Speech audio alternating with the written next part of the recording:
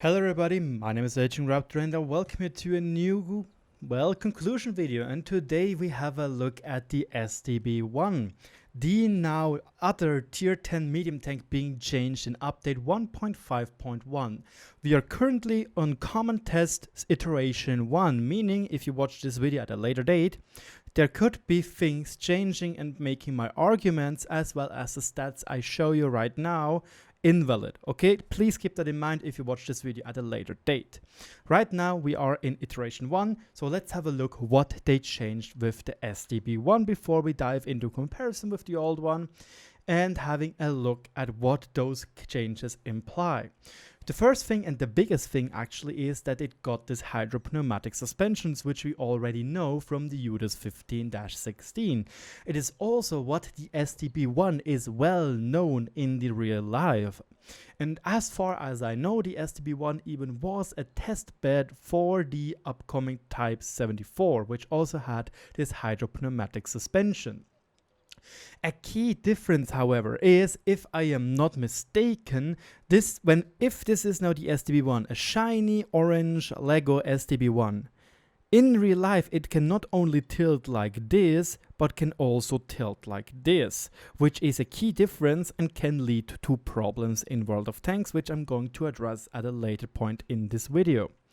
Next, they changed the accuracy during movement of the hull and during movement of doing hull traverse. They gave it a quicker turn time, a little bit less accuracy, 0.01 less per 100 meters, a much faster reload time from 8 to 7.1 seconds, and they changed aim time from 2.3 to 2 seconds flat. The view range also got nerfed from 410 to 400 meters, and they changed the turret traverse from 46 to 40, from 42 to 46 degrees. Oops, I did a tiny mistake there. They improved the turret armoring, gave it AP as standard instead of APCR. They reduced the damage from 390 to 360 and from 480 to 440 for APHEAT and for HE. And they gave it more gun elevation, gun depression, if the new hydropneumatic suspension is working. Without it, you have 13 degrees upwards. You used to have 13 degrees upwards, and now you have 9 degrees upwards, but with the hydropneumatic suspensions, it's 15 degrees.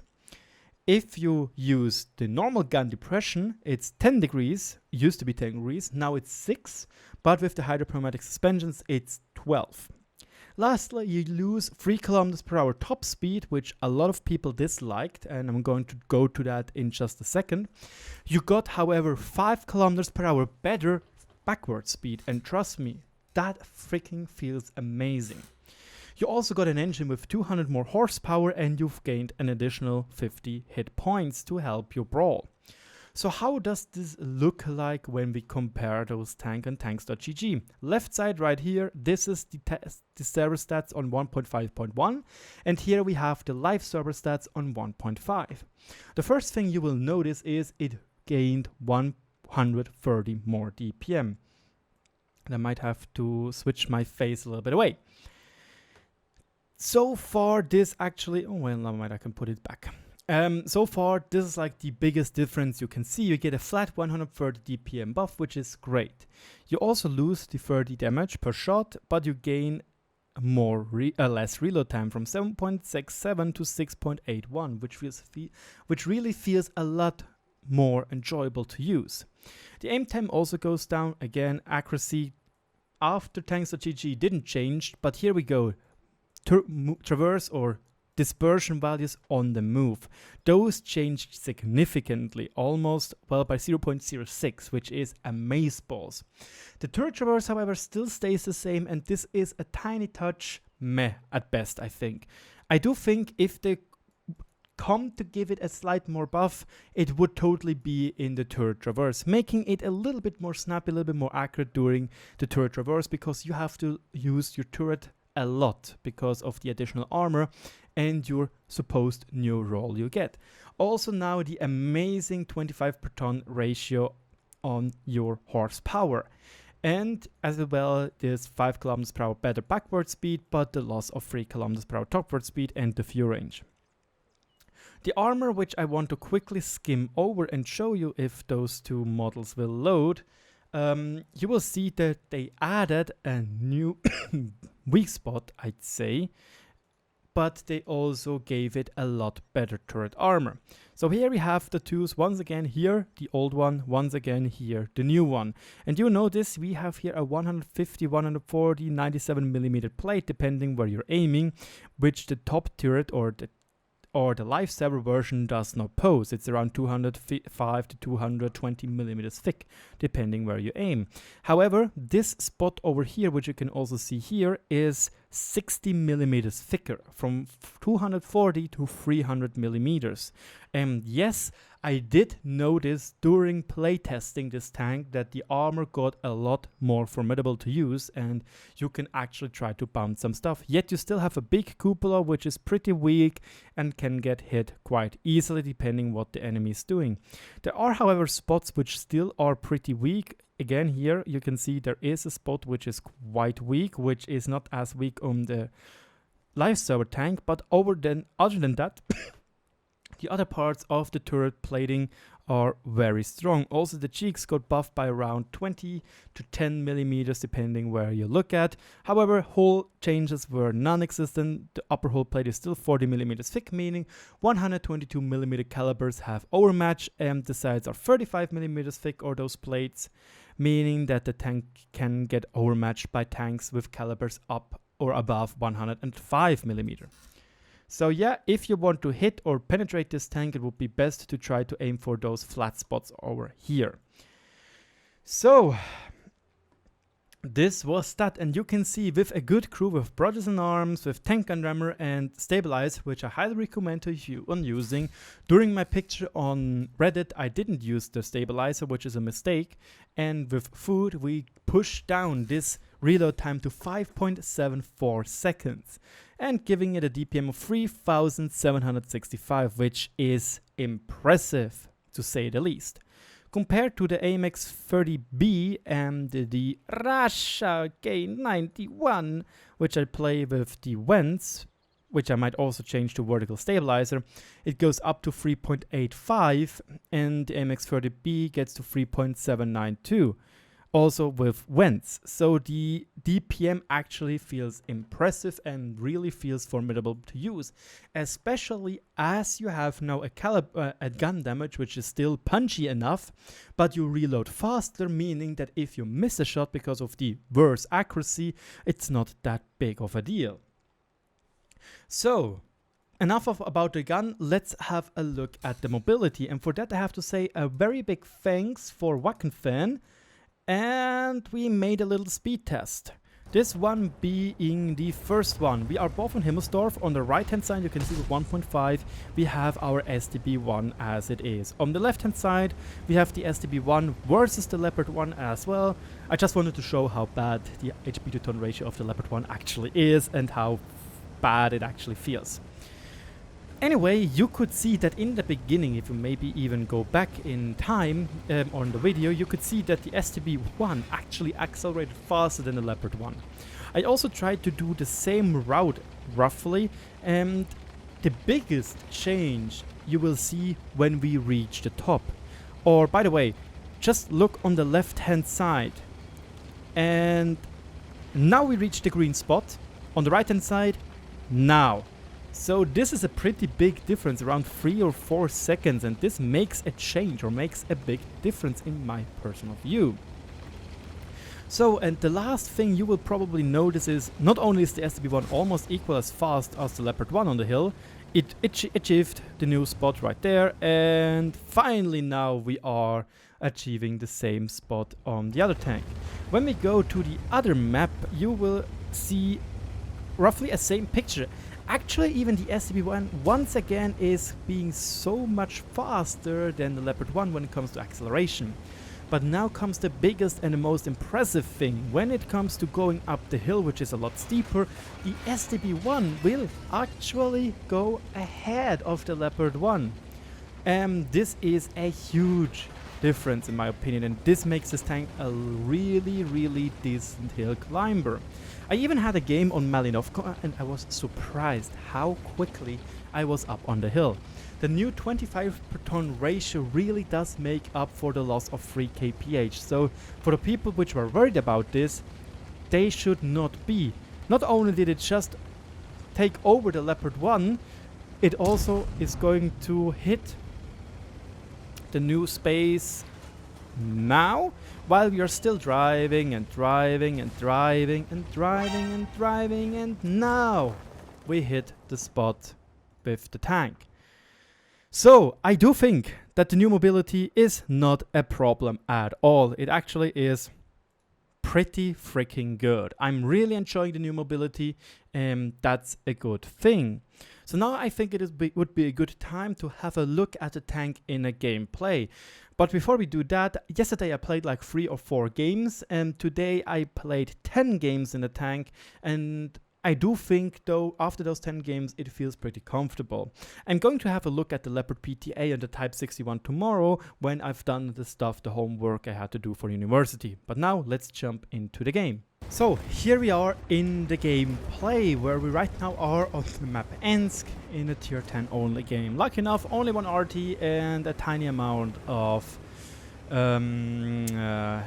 mediums. And you might see at the moment this tester is still a little bit buggy because the emblems are just vanishing. You can see they're lagging behind.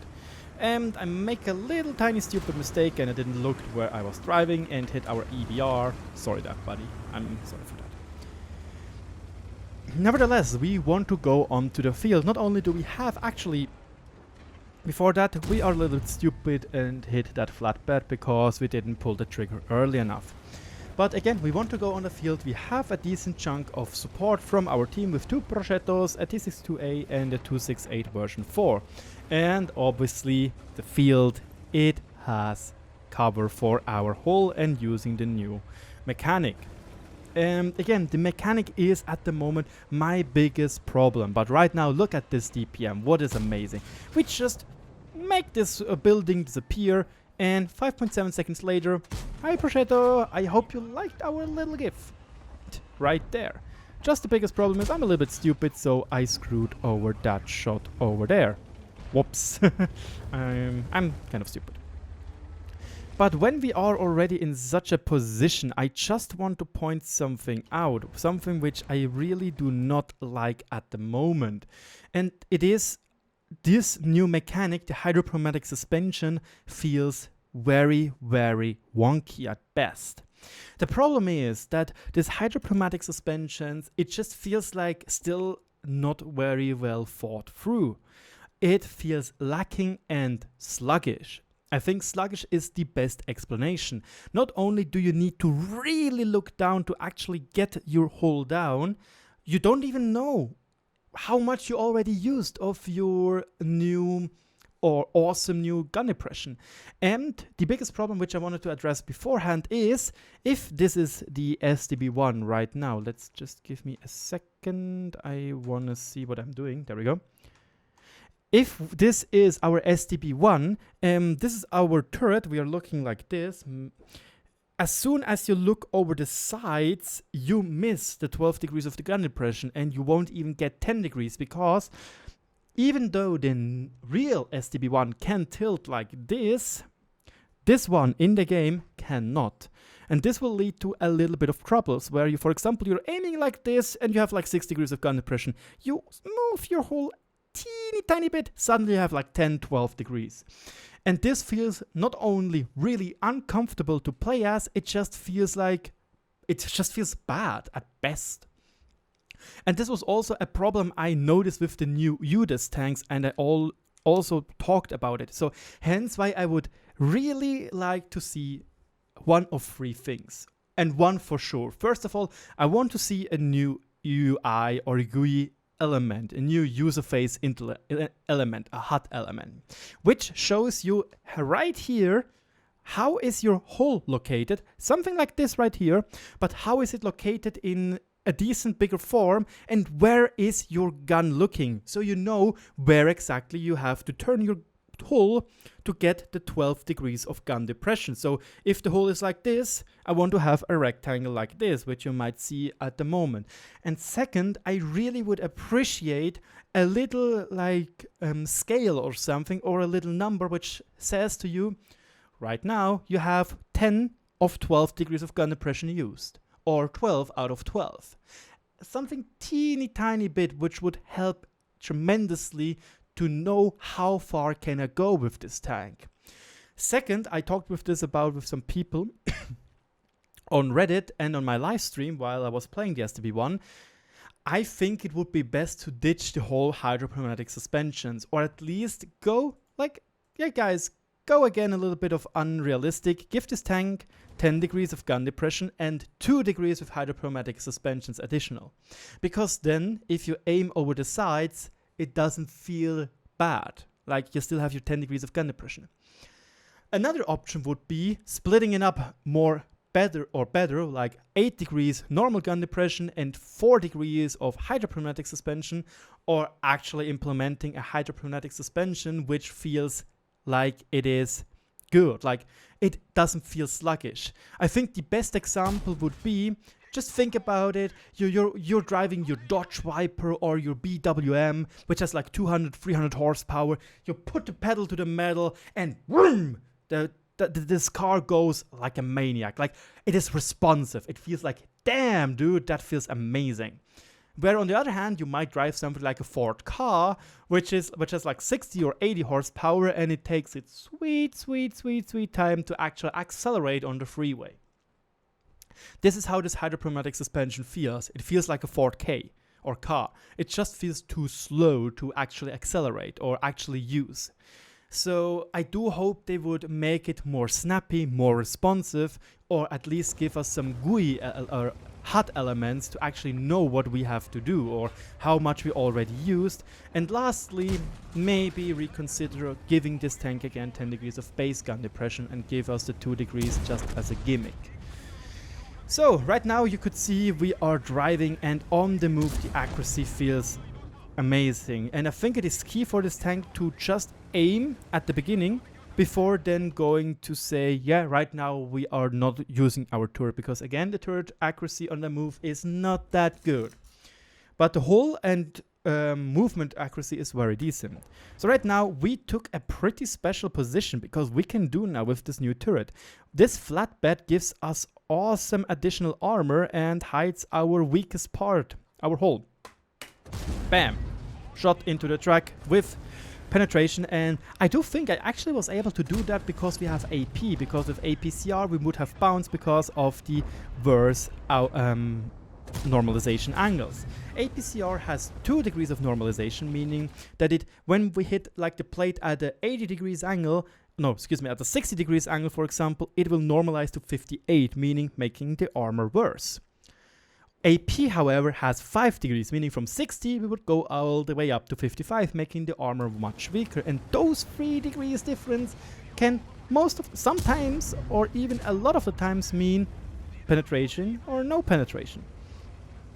Right now we are just YOLOing onto the Leopard 1 because we know we have the superior DPM. We might take a 420-500 damage shot, but we are going to get the kill for sure. The EBR is doing some freestyle over there, a quick aim, and there we go. And one thing I noticed is really well with this tank is driving forward, stopping and immediately reversing. In this time of stopping and reversing, the tank gets very accurate for on the move, and it feels very comfortable to play. So right now we are trying to get a shot onto the T-62A, maybe a snapshot there, and no, it sadly didn't connect it. So we are already at 3.1k damage, and we have the mouse into its back. We hit it onto the back of the butt and we penetrated quite easily. Awesome sauce. Now let's move on, let's try to get the max out of this game, make this game a quick win. Side shot, 359 damage, and again I don't mind those low rolls or those lower alpha damage, because we have a gun which shoots faster now, meaning that if you make a mistake it is not punishing, because in the next 5.7 seconds you have an additional shot, it doesn't matter.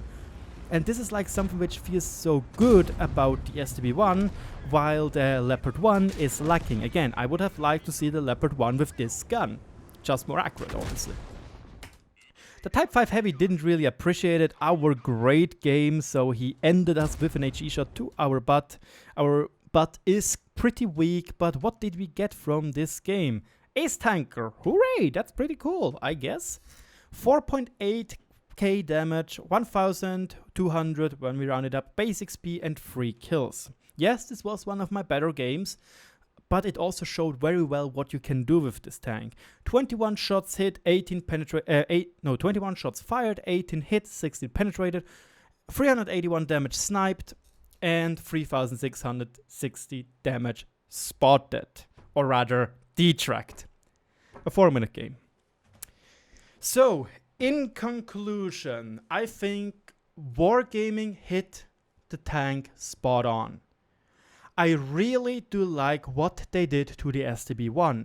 The only real problem right now I have is the hydropneumatic suspensions, and I want Wargaming to have a look into it, because at the moment it makes the tank's gun depression much worse, and funny enough, the Type 61 feels a lot more convenient to play than the STB-1 is. My suggestion would be to give the tank 10 degrees of gun depression for the turret and 2 degrees additional for the new hydropneumatic suspensions to make it not as gimmicky as it is right now. Or Wargaming actually fixes the hydropneumatic suspensions and makes it actually useful and more snappy, more aggressive. Not aggressive, but just makes it more bam, like it feels so good, like not sluggish, the opposite of sluggish, I forgot the word again. And the other minor thing I would suggest is maybe giving it a slightly better accuracy during turret traverse. That would make this tank absolutely fantastic in its niche.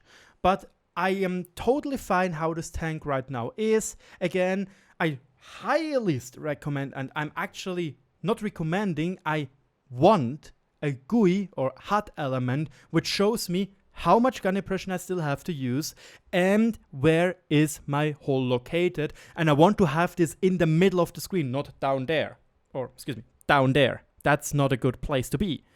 By the way, I think if I'm not mistaken, if we have a look at actual